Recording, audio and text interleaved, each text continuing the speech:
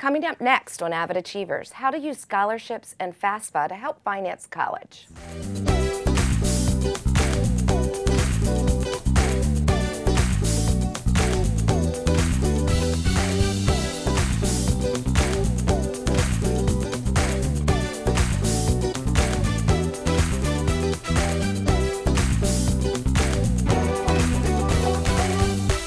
Hello and welcome to Avid Achievers. I'm your host, Jen Lombardi, coordinator of Avid for Anne Arundel County. And today we're here with Jackie Wilford, coordinator of Avid at Northeast High School, and Emily Gordon, coordinator of Avid at Old Mill High School. Today we're going to talk about how you can use scholarships and FAFSA to finance college. Jackie, last year, how many Avid seniors did you have and how much scholarship monies did they earn? We had about 50 students in the Avid 12 class. However, only about 35 earned scholarship monies, and we earned over $2.7 million in scholarships at Northeast. That's a lot of money to finance college for those 35 students. Yes. And Emily, this year, how much have your students earned so far, your seniors? Well, so I have 72 seniors in the Avid program, and so far, actually about 18 have heard back on scholarships, and they've earned over $1.5 million so far. That 1.5 million? 1.5 million, just 18 students. And that 1.5 million is going to go a long way to help them finance their college dream. Now, for our listening audience, we want to explain to them, what do students and parents need to do, mainly students first, starting in the middle, at middle school, to start preparing to apply for scholarships? Yeah, well, really, parents need to understand that you can start very early preparing for college and for scholarships.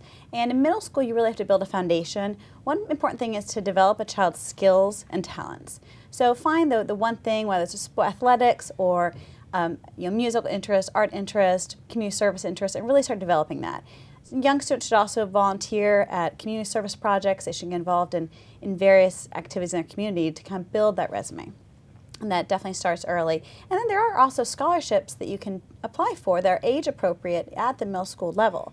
And you can inquire about those through your school, through your guidance counselor, and those types of other places. Okay. I think it's important also to try to step up and take some leadership opportunities seriously starting in middle school. Our Gates Millennium Scholarship, which is over $1 million in money for students to go to school, requires a lot of volunteering and leadership shown on their resume. So middle school is a great time to start that as well. And what could be some of the leadership opportunities at the middle level? You know, I think it could be as easy as, let's say, a child is involved in a local rec center or their local church or community group. They could volunteer perhaps to, I guess, work with younger students. You know, let's say a middle schooler has an interest in their church. They could volunteer to help teach a preschool class or an elementary school class or something like that, and just kind of show that they're interested and that they're willing to commit to things. And maybe even starting a club in their middle school would show that they are a leader, and establishing that for other students would be great. Okay. Now, what should students do at the high school level? 9th and 10th grade, it seems like a long way away from applying for scholarships their senior year, but it's really just around the corner. What should students be doing at that time? I think it's important that as students create essays in 9th, 10th, and even 11th grade, that they're saving these electronically because they don't know what they can maybe refine later to use for a scholarship or a college application at that point. And documenting everything and keeping it in one place is very important, because when you get to 11th and 12th grade and you're applying for scholarships, you can't remember everything that you've done. It's nice to actually have documentation, somebody signing off on something as proof. Oftentimes you need that, and if you can't get a hold of that person in the future, then you may lose out on that scholarship.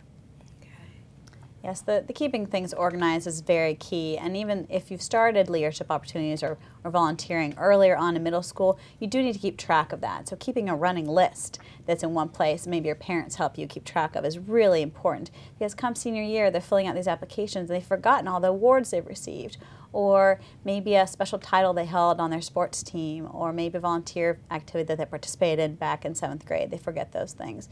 Also in high school, letters of recommendation are very important to get from their teachers, and so students need to begin early building that rapport with teachers and with coaches, and also asking early as their junior year. They can start asking for teachers to write them letters when they're a senior, so the teachers have a lot of time to prepare a really thoughtful letter for them. Oh, that's a great idea for them to start much earlier thinking about those recommendations, because a true recommendation where the teacher really knows the student would mean a lot more. Absolutely. Additionally, a resume electronically so that the students could keep building that resume all 4 years is very important. If they keep it electronically, they can just edit and change and add things as they happen. Now, what would be on the resume? AP classes that maybe they've taken, educational opportunities or leadership conferences maybe that they've attended, volunteering, community service, employers, so various information, but stressing, I guess, definitely their strong points. So if they volunteer a lot in the community or at the school, that would be a great thing to highlight on that resume. And what about time frames? Would time frames be important to keep? Yes. And we recommend also that when you're keeping track, when you're keeping a list of all these activities, that you also get some sort of verification from the person you volunteered for. So you get them to sign off on a document or to write a quick paragraph about when you volunteered, how long you volunteered for, and what the name of the organization, the title. So you have that as a kind of proof that you did that. Okay. Now, what can parents do to help support their students during the middle and high school time frame? They can encourage them to apply for scholarships and to help keep them organized, maybe even by purchasing or putting together some kind of organizational system, either in a binder with clear plastic protectors to put in their documents, their awards, their letters, or just a simple milk crate file bin to save everything in, so they have that at their fingertips when it's time to apply. And one important thing that if you think about the numbers involved in scholarships, the amount of money that's out there, one thing to think about, especially with your child in high school, is that it can be more worthwhile for a child to spend time applying for scholarships than having a summer job or having a part-time job. Because let's say over the summer a student spends 20 hours applying for scholarships. That's a lot of scholarship money that they're applying for, and they're likely to get a large amount of money from that. They're going to earn more money from that 20 hours than they could working over the summer. And so if as a parent with my children, I think I will encourage them not to have jobs their junior, senior year, at least not highly time-consuming jobs, because I'd rather them spend that time on weekends and on holidays applying for scholarships. I think parents should help students honor their commitments and explain to them that it's important to stick with a program or a sport such as Avid or extracurricular activities to show that they are committed. I think that's important, and something important for the resume also. And one last point with that too is that the commitment is very important, and all these scholarships are looking for leaders, and they're looking for students who in some way stand out from the crowd. And one way you do that is by holding firm to your commitments, but also really honing your skills and really standing out in one or two areas that you are unique. You've gone and you've built a program. You've like Jackie said, maybe you started a club, or maybe you're a captain of your sporting team. And having that one or two special talents or skills really helps set you apart from the crowd. And so as a parent, you can really encourage your child to early on just really commit to something and try to set yourself apart in that activity. Okay. Now, just thinking about the most scholarship applications, what are the components that students will be putting into this? Like what types of information? You spoke about a lot of it so far, like your awards and things like that, but most scholarships, what are the big parts that the kids are going to have information about? Most of the scholarships serious scholarships require an essay. And we can distinguish a serious scholarship from a contest-type scholarship by the amount of work that you have to put into it. If you're simply entering a drawing, that is a contest, and you're likely not to get any money from that. A lot of people enter those contests and don't receive anything. Maybe one person out of 1 million people will get $1,000. It's not worth the spam in your inbox, as we've said, or the time that you put into it. You should really be seriously looking at scholarships that you have to tell about yourself, attach a resume, write an essay for that tells something about you and your commitment. So I think you really need to put in some time for the scholarships in order to reap the benefits of some of the better scholarships. So the essay is vital. As Jackie said, most scholarships that are worth their time do require some sort of essay component. They also require sometimes a resume that we discussed before. Sometimes they also require grade information. Some do even require financial information from your parents so that they know if there's an economic need. But we don't want parents to be afraid of applying for scholarships just because maybe they think that they maybe earn too much money, because there's so many different variables that go into it. And so many scholarships are really based on, once again, on the student's achievements and the student's leadership and involvement. And so a student can shine even if they don't have straight A's. And if they're not the top athlete in their, in their sports team, they can still shine in other ways. Now, you spoke a lot about the essays. Do some require more than one essay? Yes, some of the larger scholarships, like the Gates Millennium Scholarship, which is basically a full ride scholarship for need-based students that are minorities, do require multiple essays, maybe 8 or 9 essays. So it does take a considerable amount of time to apply, but if you think of the benefit of that scholarship, it's definitely worth trying. Additionally, our Avid students in the county are eligible if they've been in Avid for at least 11th and 12th grade for the Dell Scholarship, which is $20,000, and they require 8 or 9 short answer essays. So it is a little bit more time consuming again, but definitely worth the trial. Now, what is the content or the subjects of some of these essays? That's a good question.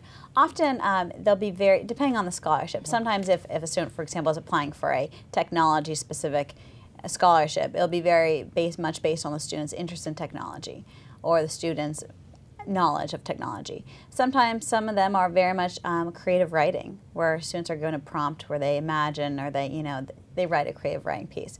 I know a lot of my students actually are just told to bring samples of something that they've written in an academic course. So from an AP class, an AP social studies class or English class, they have a sample of their academic writing that they submit. Additionally, I think sometimes they're saying they want to hear about your take on real world problems. Mm-hmm. So they want to know, what do you think about hazing in college or bullying in high school? And they want to hear a thoughtful response from the student on an essay. Now, so they would write how that has impacted them, or how the student has done something about bullying at their school? Maybe, or what they could do. Even if they haven't, maybe what would they do about it? Okay, so some of them are much more personal about me, and some of them are mainly just looking at writing. Can the student write? Correct. Some are, yes, and it depends. And once again, it's a chance for a student to really shine. And if their transcript isn't as strong as they wish it were, they could write an essay that really shows that they're a deep thinker, they're a creative thinker, they have solutions to tomorrow's problems, and they'll be an active member of the college campus and college life. Oh, okay. Well, thank you. We're going to take a short break, but when we come back, we're going to talk about how do students find the right scholarship for them. Welcome back to Avid Achievers. Today we're talking about how to use scholarships to finance college. And we are here with Jackie Wilford and Emily Gordon, Avid coordinators at Northeast High School and Old Mill High School. Welcome back. Now, how do students find the right scholarship? I think it's important for students to become very good friends with their guidance counselors and the guidance department. They use various ways of getting the information out about scholarships, newsletters, now Remind 101, where they send a text to give you information on scholarship deadlines and new scholarships that are coming out. So I think it's important to keep that relationship open. And also look at some of the organizations that you belong to. For instance, if you have achieved the rank of Eagle in Boy Scouts, there's a specific scholarship for Eagle Scouts or Boy Scouts in general. So knowing what is available through organizations you belong to as a student, or maybe your parents belong to, such as Elks or Rotary, something like that, I think that is a great connection. I find that several students also, if their parents happen to be employees of the government or military parents, that also makes a student eligible for specific colleges through those government agencies. I'm sorry, specific scholarships, not colleges, through those agencies. So those children should definitely look into that and have their parents inquire about that at their place of employment. In addition, private companies do the same thing. Large private corporations have specific scholarships available for the children of those employed parents. So that's a great resource. there are so many different places students can look. They definitely need to keep their eyes open and be asking around. Once again, I mentioned this before, but small community service groups, churches, all those types of groups have scholarships available as well. Athletic organizations, your elementary school that you went to, even sometimes the middle school that you attended may offer a small scholarship. And don't be afraid to apply for the small scholarships. Every $100, $200, $300 helps towards paying your books. So I think that that's important as well. Also, be sure once you get accepted to a college that you're looking at specific scholarships at those colleges. So students can apply for numerous scholarships at their university or college that they're accepted to as well. So to explain that further, especially with private colleges, when a child first applies, the college will often give an offer of financial aid purely based on the academics of that student, based on their SAT scores and their grade point average. But then there's often a separate application that college makes available for students to apply for more financial aid through. And that application sometimes is available after a student already is accepted to the college. So parents and students alike need to be very proactive in looking for those scholarships and pick up the phone and calling the college that they want to go to and asking about all the financial aid that's possibly available, how to apply, what the deadlines are, and those types of questions. Visit the financial aid office at the college frequently, because sometimes you might be in the right place at the right time. They may have something that has come through or nobody has applied for, and you may be there and be able to apply for that scholarship. On their websites, under the financial aid tab, for most colleges, they list a lot of private scholarships, not just they're privately endowed scholarships. So people that maybe have gone to that college have decided to donate on an annual basis money towards certain people. So it could be women at the school or women that are in engineering. So it's very good to look at those privately endowed scholarships on the financial aid page as well. And that reminds me, I tell my students kind of a few insider secrets sometimes. That applies to getting into college, but also getting scholarships. A lot of students, when they're 18, they don't know what they want to major in. I don't think I knew what I want to major in either. And so I tell my students, I tell them to, if they're looking around at different colleges and they see that maybe the College of Women's Studies, the major of Women's Studies is offering a special scholarship. Well, maybe if they're kind of interested in women's studies, they could consider that as a major and apply for that scholarship. Now, clearly that means they have to have some interest, but there are so many interesting majors out there that students may not consider, and so they may not then pursue those scholarships in those areas. So sometimes I tell them, if you're not sure, look into those, consider majoring in something maybe you didn't consider before, because there is often funding available for students interested in those academic areas. Mm-hmm. Now, what about filling out the FAFSA for scholarships? Is that an important thing to do? Definitely. You may miss out on some scholarship opportunities or state aid, school packages if you don't fill out your FAFSA form, which is at fafsa.ed.gov, and it opens January 1st. And the sooner you apply, the better chance you have of getting money. Once the money is divided and given out, it's gone. Our state deadline is March 1st for the state of Maryland. However, many of our schools require an earlier deadline. So this year, some of the local schools like Towson require you to apply by February 15th to be considered for aid at the school. And if you don't apply by then you're not considered for aid, and it includes work study, loans, etc. So you must adhere to the deadlines to be considered for aid. Yes, the FAFSA is probably the most single important document you'll fill out prior to attending college. It must be done.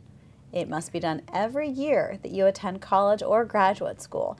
And it is a bit frustrating the first time you attempt it because there are several questions and it requires a lot of financial information that your parents have to supply since they claim you on the taxes as a child. So you need to definitely fill it out and early, like Jackie said, because the earlier that you hear back from the federal government what you are eligible for, that helps you make your decisions as to where you can actually attend college. And it helps you also know how many more scholarships you need to apply for.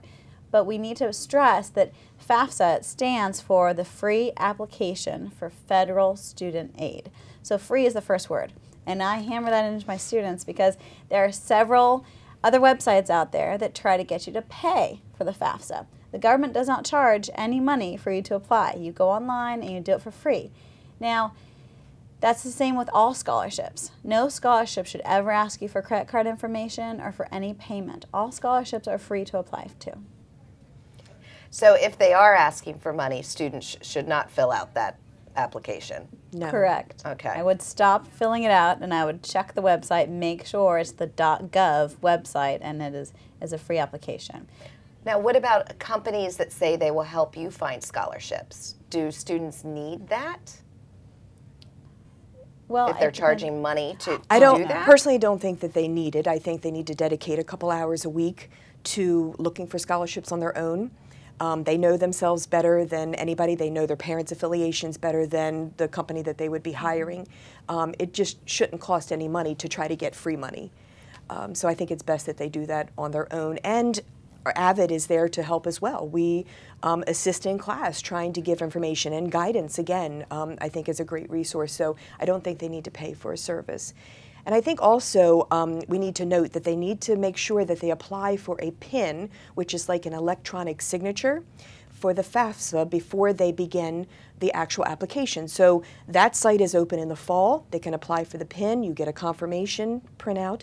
And that way when you do apply and you have everything filled out on your FAFSA, you can submit that immediately. If you don't have the PIN before you fill out your FAFSA, you would have to wait a couple days for a confirmation to come back saying you have the PIN before you could submit. So if I wait until February 28th to fill out my FAFSA form and then have to apply for my PIN because I have not applied for my PIN, I would not be eligible to fill out the FAFSA basically for that year. Well, you may get the PIN back fast enough. However, the stress that would cause you and your parents would be great. There'd be much crying and frustration that evening. And many students do wait till the last minute, it sometimes does work, but once again, if you mess up on this document, it's like filing your taxes. If you provide the wrong information, you are not eligible for all the awards that you may be deserving. So going through accurately and taking your time, and I remember it being frustrating when I was younger. You know, as your first time when you're 18 looking at these types of questions. So you need a lot of patience, and so give yourself the time so you don't give up on it. I know many students say, after talking with their parents, they said, oh, we can't fill this out yet because we haven't yet filed our taxes. You do not need to file your taxes before you fill out the FAFSA. You can estimate the amount of money that was maybe on a prior tax return, put that in, and then you can amend that, but at least you can submit and have something in for the colleges to look at. Until you submit the FAFSA, you're not going to get any financial aid package back from any college. They're going to give you academic scholarships based on your application, but nothing as far as a total package with work study, loans, and other scholarship monies that might be available, or grant monies that might be available through their school until that FAFSA is submitted. Now, speaking of loans, what's the difference between free money and payback money? Because a 17, 18-year-old student might not realize that. Well, so free money is free money. It's money that's given to you and it's yours to keep. So that is in the form of grants and scholarships. So several students in my school apply, when they do the FAFSA, they hear back that they've qualified for a Pell Grant, which is a federal grant based on your income. And that's usually a nice chunk of money that can help them pay for college. You can also, like we said, you get scholarships through the college, scholarships through private entities, and other types of scholarships that you apply to or the government can give you. So that's all free. You never have to pay it back. So that's wonderful.